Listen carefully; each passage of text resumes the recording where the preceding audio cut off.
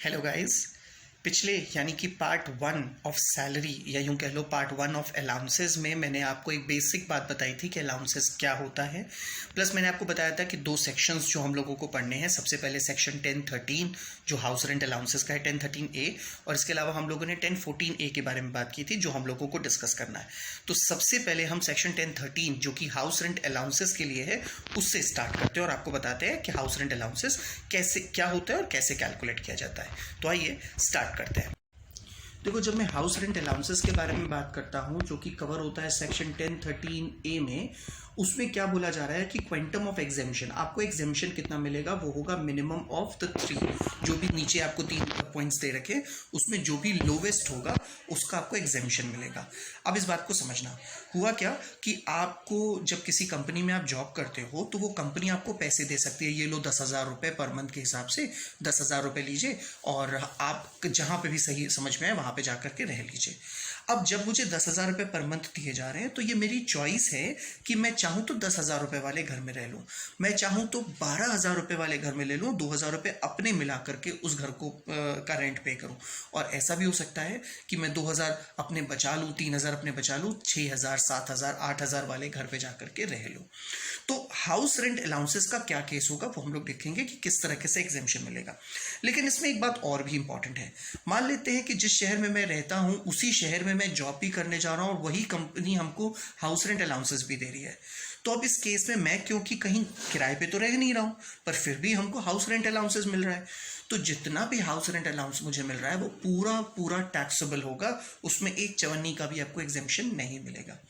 ये एग्जेम्पशन आपको तभी मिलेगा जब आपका उस शहर में कोई घर ना हो और आप कहीं किराए पे रह रहे हो। भाई हो सकता है कि मेरा घर भी हो पर दूर था पर मैं दूसरी जगह किराए पे रह रहा हूँ, तब भी आपको ये अलाउंस नहीं मिलेगा।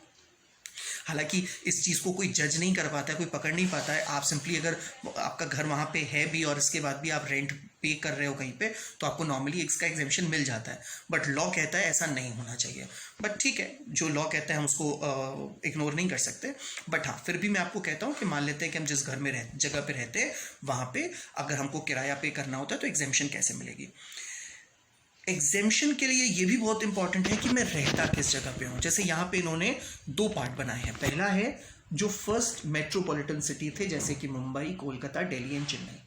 इन चारों में से अगर मैं कहीं रहता हूं तो अलग केस होगा और बाकी जगहों पे मैं रहता हूं तो अलग केस होगा। हालांकि कोई बहुत ज़्यादा वेरिएशन नहीं है, सिर्फ एक छोटा सा पार्ट वेरी करता है, बाकी सब कुछ कॉमन रहते हैं।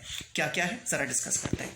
यानी कि अगर आप ध्यान से देखो तो आपसे कहा जा रहा है कि भैया जो भी अलाउंसेस आपको मिले, जैसे फॉर एग्जाम्पल आप यूँ मान लो कि आप 10,000 रुपीज़ आपको पर मंथ दिया जा रहा है, तो एक साल में आपको दिया जा रहा है 1,20,000 रुपीज़।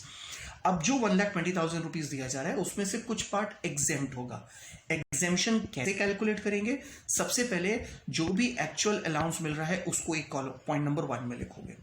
पॉइंट नंबर 2 में आप लिखोगे रेंट पेड, जितना भी आपने रेंट पे किया है उसमें उसको लिखोगे और उसमें से 10% ऑफ द सैलरी माइनस कर दोगे। जो भी आपको सैलरी मिल रही है उसका 10% माइनस कर दोगे। जैसे यूं समझो कि फॉर एग्जांपल आपकी सैलरी है 3 लाख रुपीस, तो 3 लाख का 10% हो गया 30,000 रुपीज। आप रेंट पे कर रहे हो 10,000 रुपीज पर मंथ, यानी कि साल का हो गया 1,20,000। तो 1,20,000 रुपीज में से आप 30,000 माइनस करोगे तो यहाँ पे वैल्यू आएगी 90,000। ऊपर वाले में जितना मिला था पूरा का पूरा लिखो, दूसरे वाले में rent paid in excess of 10% of the salary यानी कि 90,000 है वो लिखो। इसके अलावा थर्ड पॉइंट कहता है 50% ऑफ द सैलरी, यानी कि आपकी सैलरी का 50% जो कि अमाउंट, जैसे अगर 3 लाख की सैलरी है एक साल में तो 50% हो गया 1,50,000। जब आपने ये तीनों पॉइंट लिख दिए तो इन तीनों में जो सबसे लोअर है उसका आपको एग्जेम्पशन मिलेगा। तो आप सिंपली ऐसे ही समझ लो कि अगर जो मैंने एक एग्जांपल लिया उसी की तरह समझ लें तो पहले वाले में आ रहा है 1,20,000, दूसरे वाले में आ रहा है 90,000 और तीसरे वाले में आ रहा है 1,50,000। तो इन तीनों में से लोवेस्ट है 90,000।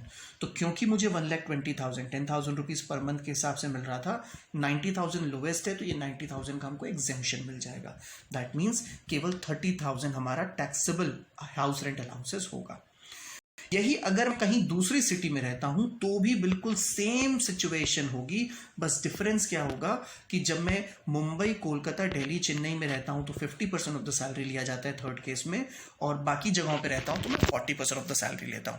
थर्ड केस में 50% का रीजन इसलिए है क्योंकि आप भी जानते हो कि ऐसी सिटीज में रहना थोड़ा एक्सपेंसिव होता है, तो इसलिए गवर्नमेंट ने यहाँ पे थोड़ा सा ज़्यादा लीनियंसी दिखाई है और कहा है कि अगर इन शहरों में आप रहते हो तो 50% आपको सैलरी का अलाउंस अलाउड हो सकता है, लेकिन बाकी जगहों पे मैक्सिमम टू मैक्सिमम 40%।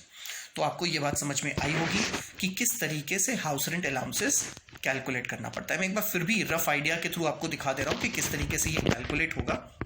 इसको मैं आपकी स्क्रीन पे ही दिखा रहा हूँ, ध्यान से देखिएगा।